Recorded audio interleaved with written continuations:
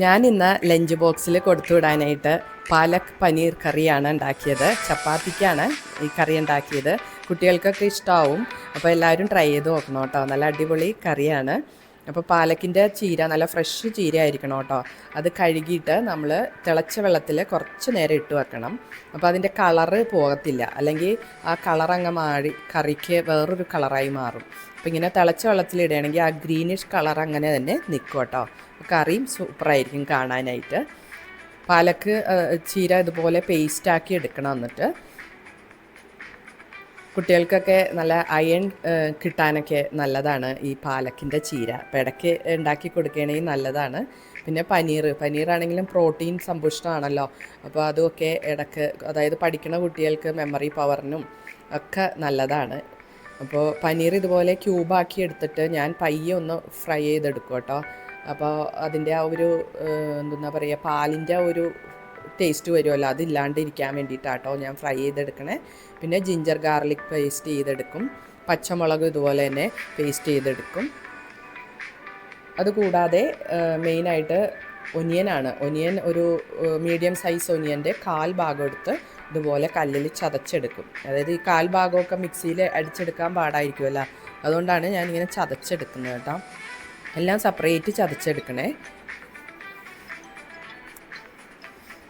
പനീർ പയ്യെ ഒന്ന് നിറം മാറണ വിധത്തിൽ ഫ്രൈ ചെയ്താൽ മതി കേട്ടോ. അകവും പുറവും ഒന്ന് തിരിച്ചും മറിച്ചുവിട്ട് ഒന്ന് പയ്യെ ഫ്രൈ ചെയ്തെടുക്കുക. അപ്പോൾ ആ റോ ടേസ്റ്റ് അങ്ങോട്ട് മാറും. ചില കുട്ടികൾക്ക് ആ റോ ടേസ്റ്റ്, എനിക്കും ഇഷ്ടമാവില്ല കേട്ടോ ആ റോ ടേസ്റ്റ്. ഒരു മിൽക്കിൻ്റെ ഒരു റോ ടേസ്റ്റ് ഉണ്ടാവുമല്ലോ.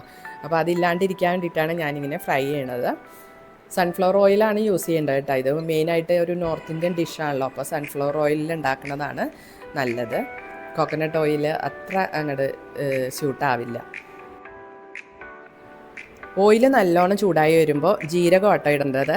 നോർത്ത് ഇന്ത്യൻ ഡിഷ് ആയതുകൊണ്ട് തന്നെ ജീരകമാണ് ഇതിൽ ഇമ്പോർട്ടൻസ്. അപ്പോൾ ജീരകം പൊട്ടി വരുമ്പോഴത്തേക്കും നമ്മൾ ചതച്ച് വെച്ചിരിക്കുന്ന ജിഞ്ചർ ഗാർലിക് ആദ്യം ഇടും.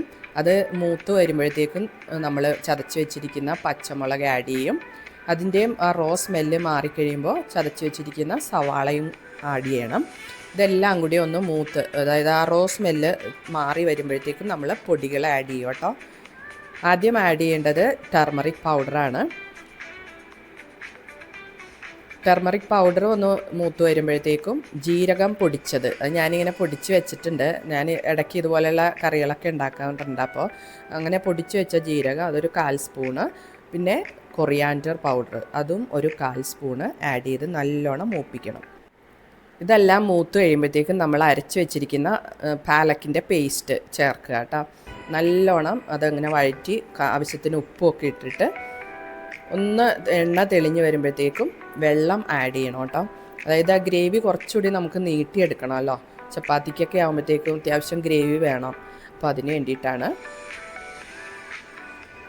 വെള്ളമൊക്കെ ആഡ് ചെയ്ത് അതൊന്ന് ബോയിലായി വരുമ്പോഴത്തേക്കും നമ്മൾ ഫ്രൈ ചെയ്ത് വെച്ചിരിക്കുന്ന പനീർ പീസസ് ആഡ് ചെയ്യണം. അതിനുശേഷം കുറച്ച് നേരം കുക്ക് ചെയ്യണം കേട്ടോ. അപ്പോൾ ആ പനീർ ഫ്രൈ ചെയ്തപ്പോൾ ഇത്തിരി ക്രിസ്പി ആയിട്ടുണ്ടാവും. അപ്പോൾ കുക്ക് ചെയ്ത് വരുമ്പോൾ അതൊന്ന് സോഫ്റ്റ് ആയിക്കോളും. പിന്നെ പൊടിക്കൊരു ഗരം മസാല കൂടി ഞാൻ ആഡ് ചെയ്യുന്നുണ്ട്. അല്ലെങ്കിൽ തുടക്കത്തിൽ പട്ട ഗ്രാമ്പു ഇടാൻ പറ്റുമെങ്കിൽ അതും ഇടാം കേട്ടോ. ഞാൻ അത് ഇട്ടില്ല, അതിന് പകരമാണ് ഈ ഗരം മസാല ഇട്ടത്. ലാസ്റ്റ് ഫ്രഷ് ക്രീം കൂടി ചേർത്തു, കുറച്ച് തിക്ക് ഗ്രേവിക്ക് വേണ്ടിയിട്ട്. തീ ഓഫ് ചെയ്തതിന് ശേഷം ഇതുപോലെ കസൂരി മേത്ത് കൂടി സ്പ്രെഡ് ചെയ്യുന്നുണ്ട് കേട്ടോ. അപ്പോൾ അടിപൊളി പാലക് പനീർ കറി റെഡിയായി. ചപ്പാത്തിയാണ് ഞാനിന്ന് ഉണ്ടാക്കിയത്. ബ്രേക്ക്ഫാസ്റ്റും ലഞ്ചും എല്ലാം ഇതിലാണ് ഇന്ന് പോയേക്കണം കേട്ടോ. അപ്പോൾ പനീർ കറി ഉണ്ടാക്കുമ്പോൾ എന്താണെങ്കിലും കുറച്ചധികം ആവുമല്ലോ. അപ്പോൾ 2 നേരത്തേക്കും ആവും.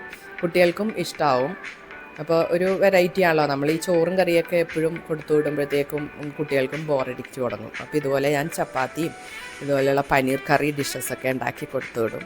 അപ്പോൾ എല്ലാവരും ട്രൈ ചെയ്ത് നോക്കണം. നല്ല ഈസി കറിയാണ്, നല്ല ഹെൽത്തിയും കൂടിയാണ്. ചീരയും പനീറും ഒക്കെ കുട്ടികൾക്ക് ആരോഗ്യത്തിനും മെമ്മറി പവറിനും ഒക്കെ നല്ലതാണ്. അപ്പോൾ എല്ലാവരും ഉണ്ടാക്കി നോക്കിയിട്ട് ഫീഡ്ബാക്ക് കമൻസിൽ അറിയിക്കുക.